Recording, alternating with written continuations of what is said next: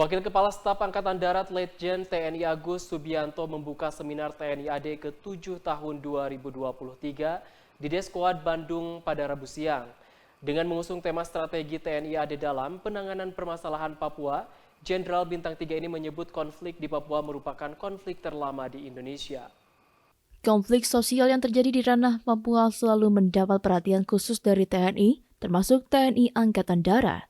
Wakil Kepala Staf Angkatan Darat Letjen TNI Agus Subianto membuka seminar TNI AD ke-7 tahun 2023 di Deskoad Bandung, Rabu siang, dengan mengusung tema strategi TNI AD dalam penanganan permasalahan Papua. Dalam arahannya di hadapan para perwira TNI, Jenderal Bintang 3 ini menyampaikan Papua secara geografis memiliki hutan dan pantai serta sumber alam yang berlimpah. Namun semua itu belum selaras dengan stabilitas pada semua aspek dan sebagian kecil wilayah Papua masih mengalami konflik sosial. Bahkan Agus mengatakan konflik di Papua merupakan konflik terlama di Indonesia, bahkan hingga kini masih berlangsung. Kekerasan politik dan pelanggaran HAM yang terjadi disebabkan oleh konstruksi nasionalisme nasional Indonesia yang didefinisikan secara interistik dan kegagalan pembangunan Papua.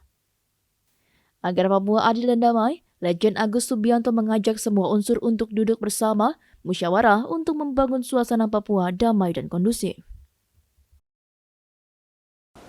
Apabila kita uraikan secara keseluruhan tentang semua permasalahan di Papua, konflik Papua merupakan konflik vertikal terlama yang terjadi sepanjang sejarah Indonesia dan masih berlangsung hingga saat ini.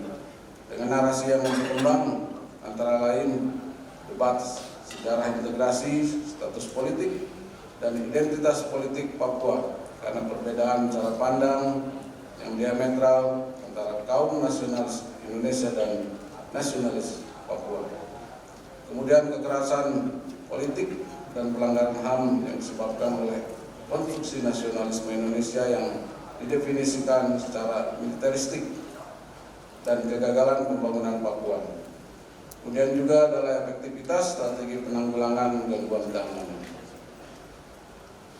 Mencermati kompleksitas permasalahan dan kurang efektifnya implementasi strategi, maka kita perlu mencari cara lain sehingga konflik Papua bisa segera diakhiri.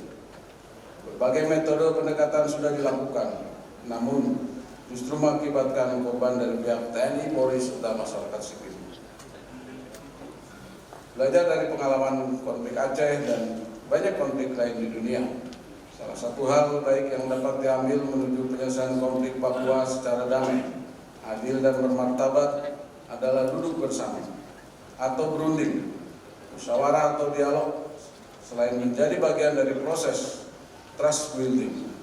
Tujuan utama dialog adalah membangun suasana damai dan kondusif untuk mencari titik temu atas silang pendapat atau pertentangan sekaligus merumuskan dan menyepakati jalan keluar.